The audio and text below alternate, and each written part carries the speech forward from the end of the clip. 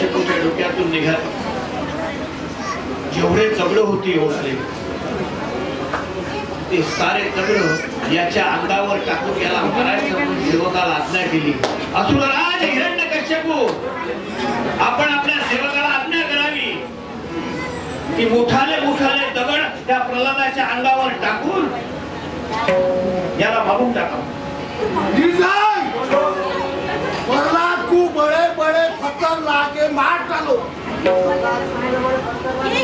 मार डालो.